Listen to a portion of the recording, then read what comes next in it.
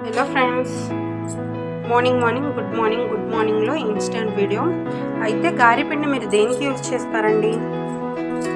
నేనైతే ఇలాగ చూశారు కదా, గారెపిండిని ఆయిల్లో డీప్ ఫ్రై చేసుకోకుండా మనకి ప్రోటీన్స్ ఉండేలాగా, హెల్తీగా ఉండేలాగా ఇలాగ నేను వేసానండి.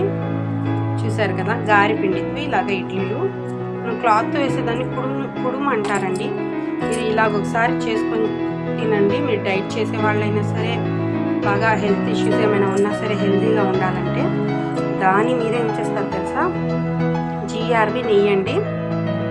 అసలు చాలా నడుము నొప్పి అది ఉండిద్ది కదండి, బాగా వీక్గా ఉంటారు, మెడిసిన్స్ వేసుకుంటుంటారు. అయితే ఇది ఒక్కసారి 1 వీక్ మీరు ఇలాగ చేసుకొని తినండి.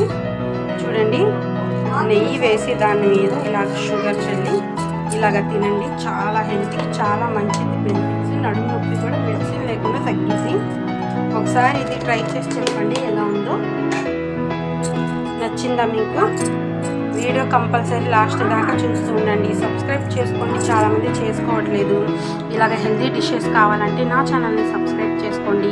గారెపిండి ఉట్టి గారెలకే కాదండి, ఇలాగ హెల్తీ ఫుడ్కి కూడా పనికి వచ్చింది. ఇంకా ఏమైనా రెసిపీస్ కావాలంటే నా ఛానల్ని సబ్స్క్రైబ్ చేసుకోండి, లైక్ చేయండి, కామెంట్ చేయండి, షేర్ చేసుకోండి. చేసుకోవడం వల్ల మీరు చాలామందికి హెల్త్ టిప్స్ ఇచ్చిన వాళ్ళు అవుతారు. ఇలా డిషెస్ కోసం, రెసిపీస్ కోసం నా ఛానల్ని ఫాలో అవ్వండి.